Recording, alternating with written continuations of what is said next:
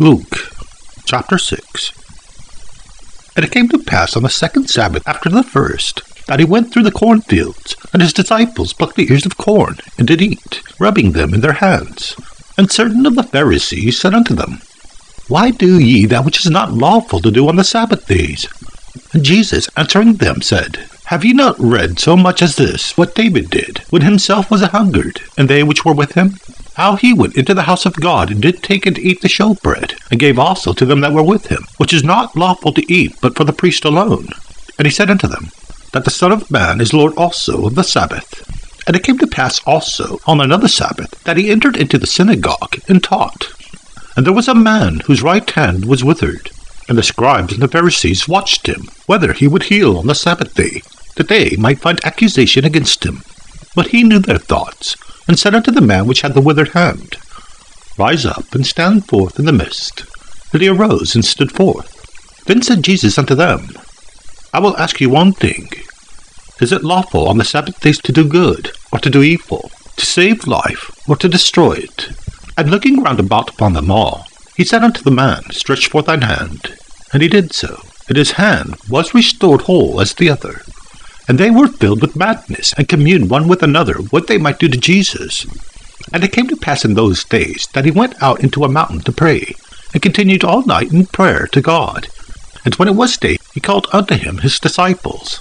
And of them he chose 12, whom also he named apostles, Simon, whom he also named Peter, and Andrew his brother, James and John, Philip and Bartholomew, Matthew and Thomas, James the son of Alphaeus, and Simon called Zelotes, and Judas the brother of James, and Judas Iscariot, which also was the traitor. And he came down with them, and stood in the plain, and the company of his disciples, and a great multitude of people out of all Judea and Jerusalem, from the sea coast of Tyre and Sidon, which came to hear him, and to be healed of their diseases. And they that were vexed with unclean spirits, and they were healed.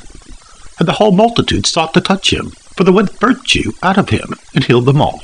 And he lifted up his eyes on his disciples, and said, Blessed be ye poor, for yours is the kingdom of God. Blessed are ye that hunger now, for ye shall be filled. Blessed are ye that weep now, for ye shall laugh. Blessed are ye when men shall hate you, and when they shall separate you from their company, and shall reproach you, and cast out your name as evil, for the Son of Man's sake. Rejoice ye in that day, and leap for joy, for behold, your reward is great in heaven. For in the like manner did their fathers unto the prophets. But woe unto you that are rich, for ye have received your consolation. Woe unto you that are full, for ye shall hunger. Woe unto ye that laugh now, for ye shall mourn and weep. Woe unto ye when all men shall speak well of you, for so did their fathers to the false prophets. But I say unto you which hear, love your enemies. Do good to them which hate you. Bless them that curse you, and pray for them which despitefully use you. And unto him that smiteth thee on the one cheek offer also the other. And him that taketh away thy cloak forbid not to take thy coat also. Give to every man that asketh of thee, and of him that taketh away thy goods ask them not again. And as ye would that men should do to you, do ye also to them likewise. For if ye love them which love you, what thank have ye? For sinners also love those that love them.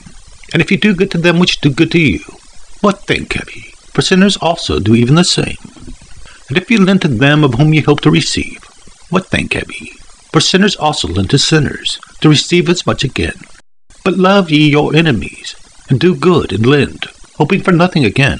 And your reward shall be great, and ye shall be the children of the highest. For he is kind unto the unthankful and to the evil. Be ye therefore merciful, as your Father also is merciful. Judge not, and ye shall not be judged. Condemn not, and ye shall not be condemned. Forgive, and ye shall be forgiven. Give, and it shall be given unto you. Good measure, pressed down and shaken together, and running over. Men shall give into your bosom.